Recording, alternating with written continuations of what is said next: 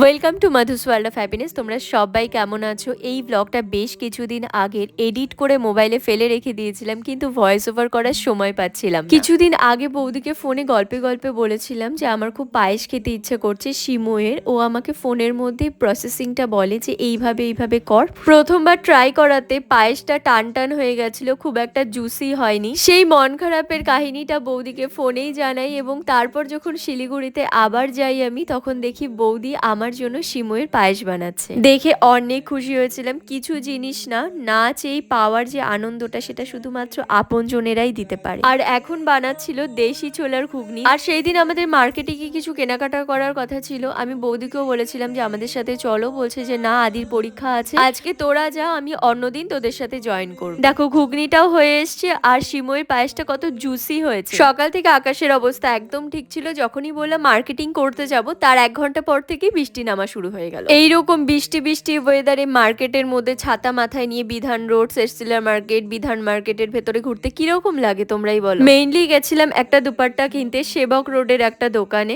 আমি যেই রকম দুপাট্টা চাচ্ছিলাম সেই রকম দুপাট্টা এই দোকানটাতে ছিল, বাট সেটার প্রাইস ছিল 8,500 টাকা। এই দুপাট্টাগুলো এক্সপেন্সিভ হয়, সেটা আমি আগের থেকেই জানতাম, তবে এক্সপেক্ট করেছিলাম যে একটু কমের মধ্যেও আমি কালেকশনস পাবো, কিন্তু সেইটা এখানে ছিল না। আর এগুলো গোটাপাত্তির ওয়ার্ক করা পিওর ভেন্দেজের ওপরে ছিল দুপাট্টাগুলো। আমার জিনিসটা পছন্দ হয়েছিল আর চাইলেই আমি এটা কিনতে পারতাম, তবে নেওয়াটা খুব একটা জরুরি ছিল না, ছিল এটা আমার শুধুমাত্র শখ। তাই একটা দুপাট্টার পেছনে এতটা এক্সপেন্ড করা আমি এখন খুব একটা জরুরি বলে মনে করি। আমার জ্যাঠতো দিদির ছেলেকে একটা সোনার কিছু দেওয়ার ইচ্ছে ছিল, তো চলে এসেছিলাম গোল্ড জুয়েলারি একটা শপে। এখানে দেখো সোনার আংটির ডিজাইন গুলো সবগুলোই কম বেশি ভালো। বাচ্চাদের জিনিস যেটাই দেখানো হয় সেটাই ভালো লাগে দেখতে। ওর মুখ দেখার পর আমি মাসি হিসাবে শুধুমাত্র একবার জামা দিয়েছিলাম, তারপর আমার আর ওকে কিছুই দেওয়া হয়নি। আর আমার ইচ্ছে ছিল এরপর ওকে আমি একটা সোনার কিছু গিফট করব। যখনই শিলিগুড়িতে আসি একবার হলেও ইচ্ছে করে ওকে কাছের থেকে একটু আদর করার, কিন্তু সেটা সম্ভব হয় না, কারণ আমি খুব কম সময়ের জন্য শিলিগুড়িতে থাকি। যেহেতু শাশুড়ি মাকে নিয়ে এসেছিলাম শিলিগুড়িতে, তাই কিছুদিন থাকার একটা সুযোগ পাই, আর এই সুযোগটাকে আমি ভালো করে কাজে লাগিয়েছিলাম। আমার মাও বলছিল যে দিদা দাদু মানে মামা বাড়ির তরফ থেকে কিছু একটা সোনার জিনিস দেবে। তারপর আমরা 5-6টা দেখে সেখান থেকে 2টো আংটি সিলেক্ট করে সেদিন সন্ধ্যা থেকে রাত্রি অবধি পুরো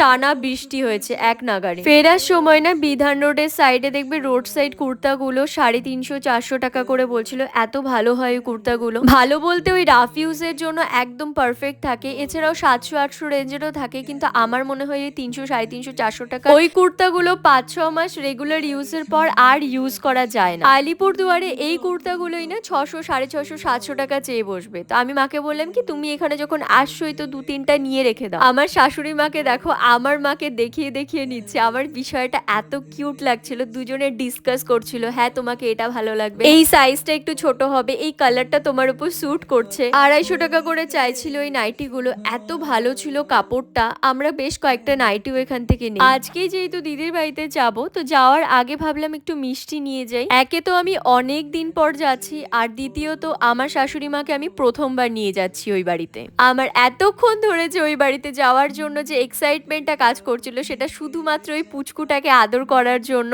গিয়ে দেখি গদলা বাবা ঘুমাচ্ছে। এই ঘুমন্ত বাচ্চাটাকে আমি কেমন করে উঠাই এবার। আর কি, এখন অপেক্ষা করার পালা কখন উনি উঠবেন, তারপর ওনাকে আমি আদর করব।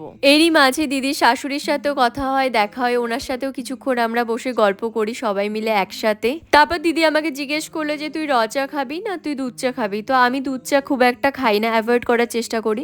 আমি বললাম আমাকে র চাই দে, আর আমরা সবাই ওখানে র চাই খাই বলতে গেলে। লোকজনের এত কথাবার্তা, এর মধ্যে দেখি গদলা বাবা উঠে গেছে।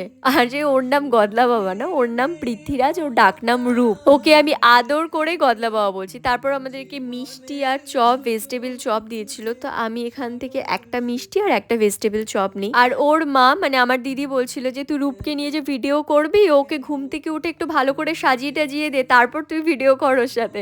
আমি বললাম দিয়ে তাহলে ওর মেকআপের জিনিস। তারপর দেখছি ওর মেকআপের জিনিসের মধ্যে পাউডার, ওর ক্রিম, কাজল, ওইগুলো দিয়ে ভালো করে ওকে চুল টুল আছড়ে সুন্দর করে সাজিয়ে দিলাম। ফিট বাবু হয়ে গেল। তারপর একে কোলে নিয়ে মনের সুখে আদর করেছি। আস্তে আস্তে আমাদের 11:30 বেজে গেছিল বাড়ি। আমি যতক্ষণ ধরে ওর সাথে কথা বলেছি, ইভেন আমরা ওখানে যারা যারা ছিলাম সবাই যখন কথা বলছি প্রত্যেকের মুখের দিকে তাকাচ্ছে এবং রেসপন্স করছে রীতিমতো। ভিডিওটা তো অনেকদিন আগের, আমি আজ ভয়েস ওভার করছি। আমি এখন শুনি, এখন এখন কিন্তু ও বেশ অনেকটা বড় হয়ে গেছে। এখন তো মানে আরো বেশি দুষ্টুমি শুরু করে। এইরকম শান্ত আর এখন নেই। এখনো প্রচন্ড দুষ্টামি করে। ও টেনে ওর মার গলার মালা ওর মায়ের কানের টেনে খুলে দেয়। মানে এগুলো অভিযোগ, নাকের পড়তে পারে না, কিছুই পড়তে পারে না ওর জন্য। সামনে থেকে তো আর দেখা হয় না, এই অভিযোগগুলো ফোনে ফোনে শুনি।